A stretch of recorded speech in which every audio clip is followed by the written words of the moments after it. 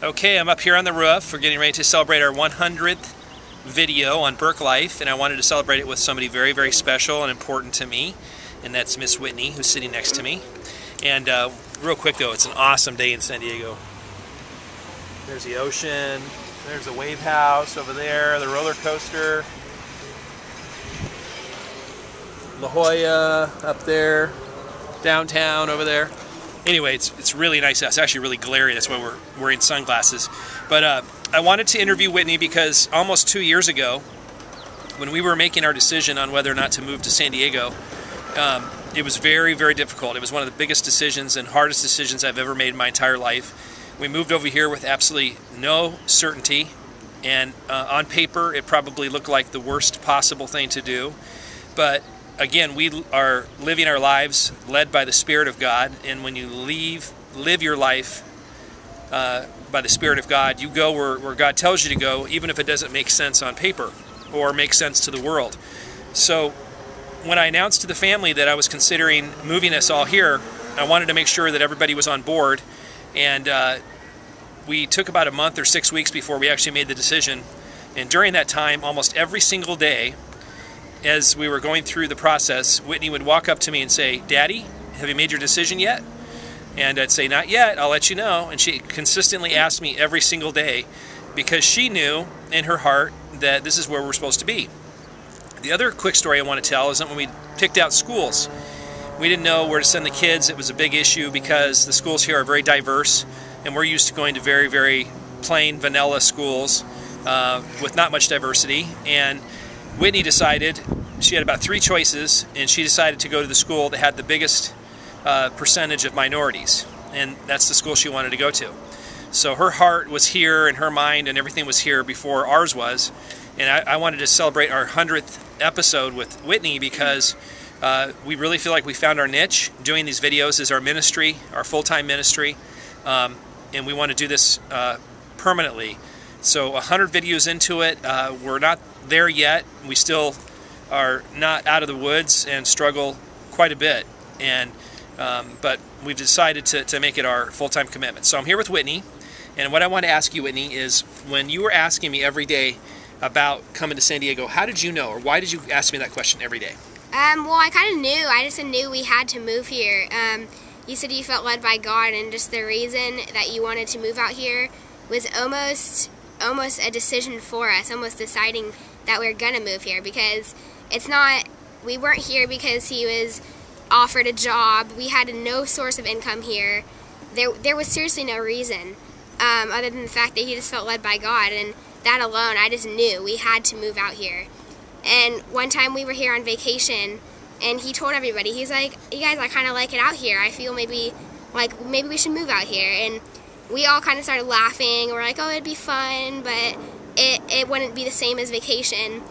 And after he told us that, I was just thinking about it, and it really seemed like a good idea. Austin and Connor just thought it was kind of a joke and didn't really just think about it, and I just realized maybe it was a good idea. And then when we got back to Arizona after our vacation, he was putting more thought into it, and he told us that that he's really thinking about moving us out here. And I came up to him every day because I was just anxious. I wanted to know if we were moving out here or not. And the day he told us we were moving out here, it was kind of just like, I kind of knew, I always knew that we were going to move out here. So it was just amazing that we're here now. You know what's interesting about Whitney, that the Bible talks about having a childlike faith, and even though I knew God wanted us to move here, I was very, very hesitant because I was so caught up and worried about what if this and what if that, and I'd lost my childlike faith. And what I'm learning to do, and as children know what to do in this regard, is I'm learning to listen to God and respond quicker. And when you listen to the Spirit and He tells you to do something and you do it immediately, it makes it so much easier than delaying the process or trying to practically work it out. There's no practicality when you live for Christ. It is all or nothing. You either live for Him and do what He says, or it's pretty much it's kind of a confusing life. In fact, I often tell people, if you're not going to live for Christ, then you might as well not live for Christ. In other words, go live for yourself and go live for the world, because it's hard to be double-minded. And Whitney was demonstrating at that time 10 years old. Yeah, 10. 10 years old, that Daddy, if God said to move to San Diego, let's move, and I'm ready to go. And it didn't matter what the consequences were. And a lot of times I think as Christians we try to work out the consequences. Like, okay, I'll do this, God, but what are the consequences going to be? And based on the consequences determine our decision. And that shouldn't be how it is. So it has been very tough, Whitney. Wouldn't you say that it's been the hardest thing we've ever done? Yeah, definitely. It's the hardest thing we've ever decided. What's been the hardest part for you? Probably just having to leave all my friends and pretty much all of our families in Arizona, so that was really hard. And I also had a really good gym for gymnastics there, and just leaving all that was really tough. But we've gained it all back. I have a good gym. Our friends are pretty much like our family, and then like friends at school, we've made amazing friends that pretty much compare to friends in Arizona.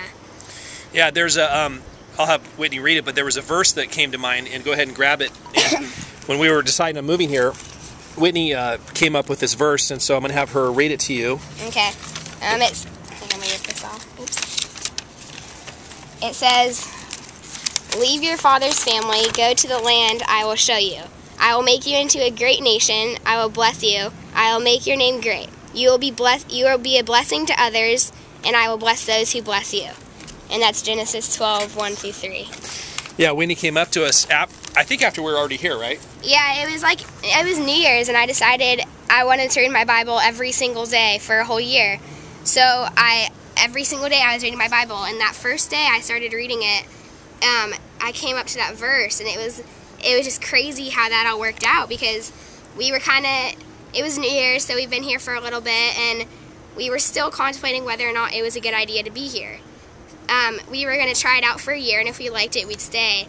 And seeing that verse kind of just said that we should stay here, because it says, "Go to the land I will tell you," and we were at the land that God told us to be, so that's where we need to be. Yeah, you know, it's funny. It's funny to do what God asks you to do. Do you feel kind of foreign a little bit sometimes, Whitney? Like, when people ask you, why are you here, what have you told people why we're here? What do you tell them? Well, it's hard to tell people, because some people don't understand. If we say we felt led by God, it's different, and they don't understand it. Some people, you can say, "Oh yeah, my dad felt led by God and we moved here," and they think you're the greatest person ever. But other people, if I know they don't really understand it, I'll just say there wasn't really a reason. We wanted something new and exciting. And I don't know, it's hard to tell people the reason that we're here. Yeah. What's the greatest part about being here? Just knowing that this is where we should be, and that this is our adventure that God's put us through. Adventure's a good word. Yeah, I think if you're lacking adventure in your life, just get up tomorrow morning and ask God to do whatever He wants to do in your life, and then listen to whatever He says. So that'll give you some adventure. But yeah, we're excited to do BurkeLife. Whitney's a huge part of the reason we're doing this and the reason we're here. I love you so much, Whitney. You're an inspiration, and your childlike faith is something I hope you never lose. It's a lesson that we can all learn, to just every day get up and just have that I'll do anything attitude for you, Lord, and just go for it. And so I want to dedicate the 100th BurkeLife to Whitney, and everyone's been dying to see you anyway. They love watching you. But thank you for your commitment to the Lord. Thank you for your love of the Lord, and just the fruit of the Spirit is in you every day. The love, joy, peace, patience, kindness, goodness, self-control. And it's just an honor to be your dad, and I love you so much. And congratulations on the 100th BurkeLife, and hopefully there'll be 100,000 more of these for you guys. And we thank you for your support, and hope you continue to watch. Anything else you want to say? No, thank you just for moving us out here and everything. You're welcome. Continue to watch BurkeLife. We love you.